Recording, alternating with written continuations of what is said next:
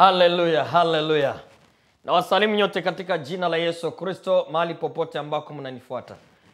Jina langu naitwa kwa jina la Mtume Alexander Mukaba. Natoka katika kanisa ambalo linaitwa kwa jina la Safina ya Wakati wa Siku za Mwisho. Tunaomba pole sana na samahani sana kwa ndugu ambao wamekuwa kitungoja tangu saa 9 ya mchana mpaka saa 10. Masaa zilibadilishwa kufuatana mpango wa mitambo ya hapa. Haleluya. Na ninaamini kwamba Mungu ataendelea kutulinda na kutusaidia, tutaendelea kuwasiliana. Na mpango wa hapa umekuwa kwamba siku ya leo itabadilishwa, tutakuwa tukikutana hapa tangu siku ya pili kwa haya masaa ambayo tumeanza siku ya leo. Tangu saa 11 ya jioni mpaka saa 12 ya jioni. Siku ya juma 4 kwa lugha nyingine, lakini kwetu tunaita siku ya pili. Haleluya. Tutakwenda kuomba Mungu. Tunalisante jina lako Mungu sababu uko mwema. Tunakushukuru kwa ulinzi na uchungaji bora ambao umeweza kutulinda katika mchana wa leo. Tunataka kwamba jioni ya leo tuwe katika madhabahu haya. Tunahitaji Yesu, moto wa Roho Mtakatifu ushuke. Tunahitaji mfalme mwema, shusha moto wako kutuzunguka. Tunahitaji Roho wako atutawale mahali hapa. Tunahitaji Yesu uzungumze ndani yetu Kristo. Maserafi na makerubi washuke wakusifu na kuabudu pamoja nasi. Washuke na kuchambua neno lako pamoja nasi kwa muda huu. Katika jina la Yesu Kristo wa Nazareti. Ninasimamia mipango yote ya giza, yote ya wachawi na walozi, yote ambayo ni kinyume na mapenzi yako, yote ambayo haikiri jina lako, yote ya kupiganisha kazi yako, yote ya mioyo migumu, yote ya kuziwia neno lako kwa wapendwa, yashindwe katika jina la Yesu Kristo wa Nazareti. Leta uwepo wako kutawala ndani ya roho ya kila mmoja ambaye ananifuata mahali kwa muda huu. Kila roho ambayo atakayopokea neno lako kwa siku ya leo, Baba, roho wako aweze kugusa, uwepo wako wazingire kwa muda huu. Katika jina la Yesu Kristo wa Nazareti. Yesu onekana kwa tendo mfalme. Mahali hapa kuwe patakatifu tangu saa hizi. Kutakaswe kwa moto wa mbinguni, kwa moto wa madhabahu ya mbinguni. Katika jina la Yesu Kristo wa Nazareti. Neno lako litoke kama upanga. Neno lako litoke kama moto. Neno lako litoke na nguvu za mamlaka ya mbinguni. Neno lako litoke na uwepo na nguvu za Roho Mtakatifu. Katika jina la Yesu Kristo. Neno lako ligusa na kubadilisha. Neno lako mfalme litende miujiza na maajabu. Neno lako liende lifungue tangu saa hizi. Kwa jina la Yesu Kristo. Kila roho inayonifuata, kila sikio itakayosikia neno lako Baba, kubali kwamba wasinisikie na kunifuata mimi, lakini wakusikie na kufuata wewe mfalme. Nipotee mahali hapa, wewe uzirike na kuonekana ndani yangu sasa. Kwa jina la Yesu Kristo naomba nikiamini. Amina, amina, amina. Haleluya. Haleluya. Na wasalimu tena katika jina la Bwana wetu Yesu Kristo. Jioni ya leo tutakwenda kuzungumzia juu ya kiu. Haleluya. Tutazungumzia juu ya kiu. Kuna aina nyingi za viu. Kuna hali nyingi za viu. Kuna aina nyingi ama hali nyingi watu wanakuwa na viu tofauti. Na kwa ajili ya hizi viu ndio tunakwenda kuzungumzia siku ya leo. Haleluya. Kuna kiu ya maji, kuna kiu ya pombe, kuna kiu ya vinywaji tofauti kama vile unavyojua. Na kiu inafuatanaka na njaa. Kuna njaa ya chakula, kuna njaa ya vitu tofauti kama vile unavyojua. Lakini leo tutazungumzia juu ya viu tofauti. Na tutakwenda kujua ni kiu gani ambayo mtoto wa Mungu anapaswa kuwa naye. Haleluya. Kuna wengi wana viu vya pombe, na wale ambao viu vya pombe vimewatawala, kabla hawajakunywa pombe wala kuipata, hawawezi kuwa na amani. Haleluya. Kuna mtu wakati ako na njaa, wakati mtu iko na njaa, unaona mtu anatetemeka. Kuna wengine wanapata magonjwa wasipopata chakula sababu ya njaa. Na kuna wengine wanakufa sababu ya kiu, ya kukosa maji. Watu ambao wanaishi ndani ya jangwa, ukiwauliza habari hiyo watakueleza. Maji inakuwa na umuhimu sana kwa maisha ya mwanadamu wakati mahali kuna kiu au mahali kuna ukiwa au mahali ambako kumekauka. Haleluya. Na kwa ajili ya hiyo tutaangalia tofauti ya viu. Na mimi nitakwenda kuuliza siku ya leo, kiu yako ni gani? Kuna kiu ya uasherati, kuna kiu ya wizi, kuna wengi wametawaliwa na viu vya kunywa damu za watu.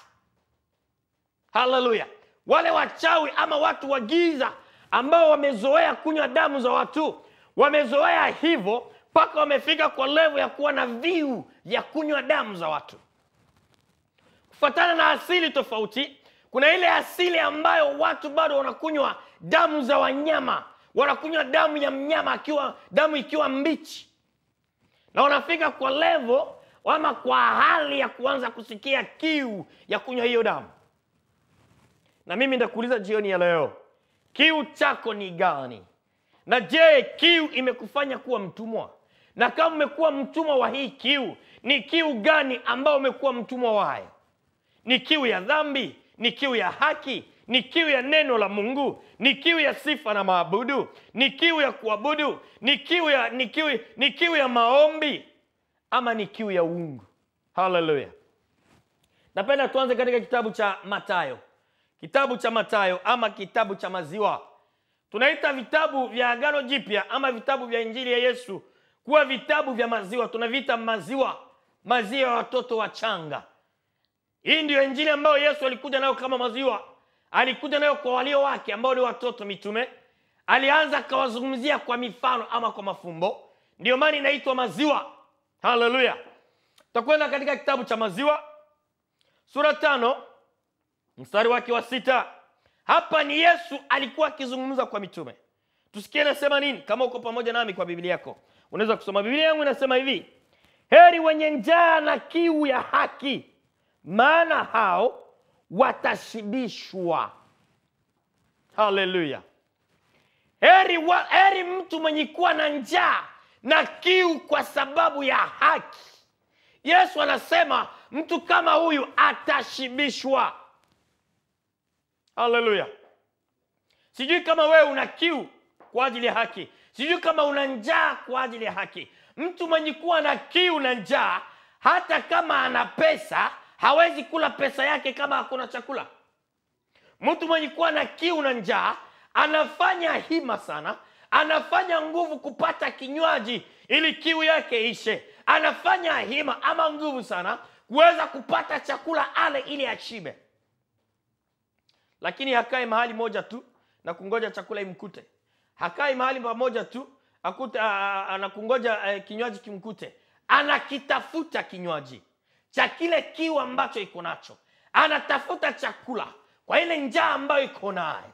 Siku ya leo nakutangazia vile Yesu alitangaza kwamba ni heri kwa wenye kuwa na kiu, wenye kiu na haki, wenye kiu kwa sababu ya haki, maana hao watashibishwa. Yesu alikuja kushibisha wenye njaa, alikuja kushibisha wenye kiu. Kuna watu wana kiu ya neno la Mungu, kuna watu wana njaa ya neno la Mungu, kuna watu wana kiu ya sifa na maabudu, kuna watu wana kiu ya maombi, kuna watu wana njaa ya maombi, kuna watu wana njaa ya sifa na maabudu. Na kama uko Mkristo, hausikii yake njaa ya kiu, njaa ya maombi, hausikii yake njaa ya neno la Mungu, hausikii yake kiu ya neno la Mungu, hausikii yake kiu ya sifa na maabudu, ujue kuna level haujafika ama haujakuwa Mkristo kamili bado. Mkristo wa kweli ana njaa ya sifa na maabudu. Saa zingine anasikia kiu ya sifa na maabudu, unamkuta anaanza kuimbaimba kama mtu wa wazimu. Haleluya. Kwani ni jambo gani lisilowezekana kwako Mungu? Unakutana mtu anaimbaimba bila sababu. Jinsi nilivyo nimekuja mbele zako. Mtu anaimbaimba bila sababu. Sababu gani? Amesikia kiu. Na akisifu na kuabudu, anasikia roho yake. Anasikia roho yake ni kama vile mtu amepokea maji baridi. Mtu mwenye kuwa kwa joto kali anapokea maji baridi. Anasikia kiu imeshuka, kiu imetulia. Haleluya. Ndio maana tunaandaa mikutano kila mara kwa mara. Unakutana kuna mikutano tunaandaa hapa na pale. Mchungaji atawale mahali huko. Mungu akubariki ndugu Elia. Haleluya. Mchungaji Chatawe mahali huko kwa mji wa Coventry. Mungu akubariki mahali huko, pepea kidogo. Bwana Yesu asifiwe. Tumeandaa mikutano tofauti mahali kwa sababu tunajua kuna viu ndani yetu. Kuna muda ambao unafika tunasikia tuna kiu ya kusifu na kuabudu tu. Tunahitaji kuwa na masaa 2 matatu tunasifu, tunaimba, tunaruka, tunachezea Mungu wetu. Tunataka kusikia Roho Mtakatifu anafurahi kwa ajili yetu.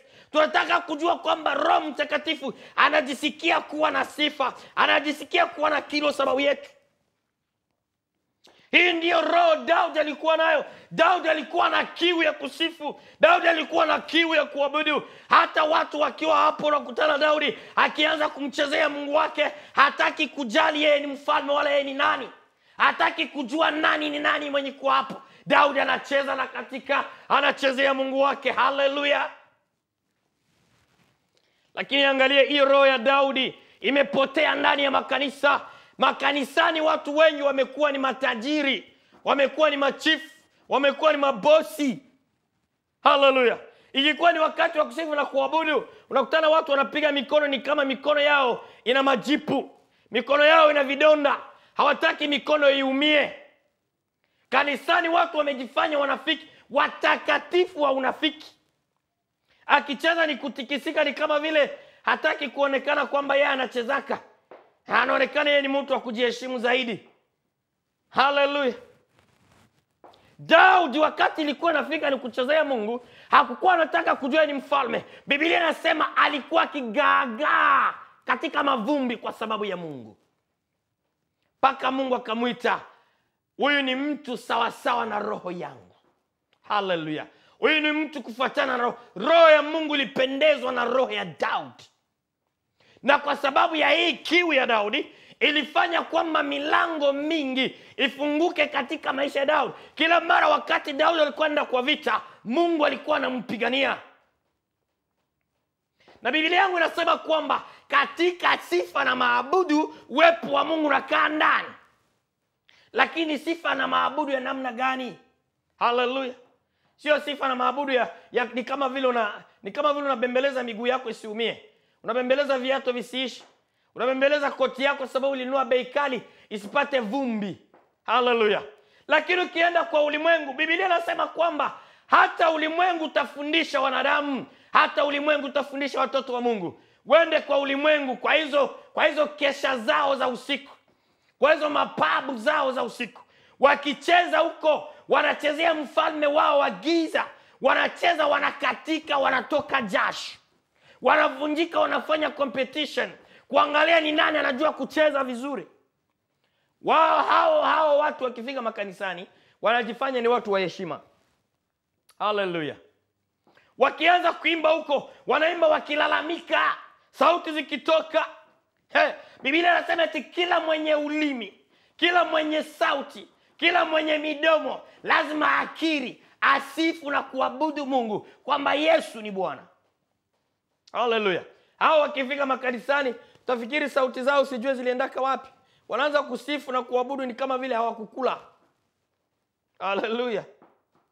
Huruma sana. Watu wamemzoea Mungu kwa level ambayo wanajifanya wao ni wa Mungu na wao si wao. Na kwa sababu ya hiyo, fimbo ya Mungu inafuata nyuma ya maisha yao. Mimi naambia kwa watu, ama uko ndani ama uko ndani. Na ukakuwa ndani, kuwa ndani, kichwa na miguu na macho na nyeri na makucha yote. Ikawa ni saa ya kusifu na kuabudu. Sifu Mungu wako kwa sauti yako yote, kwa bidii yako yote, kwa juhudi yako yote. Hiyo ndio Daudi yuko anasema katika kitabu cha Zaburi. Tumsifu Mungu kwa hali yote, kwa kinanda, kwa nzenze, kwa mikono, kwa kinanda cha nyuzi, kwa kinanda chenye nyuzi cha singa 10, chenye nyuzi 10 ambao ni vidole vyako na mikono yako. Haleluya. Wakati ya kusifu na kuabudu ndio tunaona watu wanajiheshimu zaidi. Uende kwa mpira ama kwa uwanja wa mpira, watu wenye kupiga kadanda, hata kama goli haijaingia, mcheza mpira amefanya kitu kidogo tu, utasikia mikono ambayo imelia huko. Haleluya. Wanampigia mwanadamu mikono, wanamsifu kwa mikono yao. Hao watu wakikuja makanisani mikono yao umeumia kwa sababu ya Kristo, mikono yao imefungwa. Shetani amefunga watu kwa hiyo hali wasiweze kumsifu Mungu jinsi ilivyo.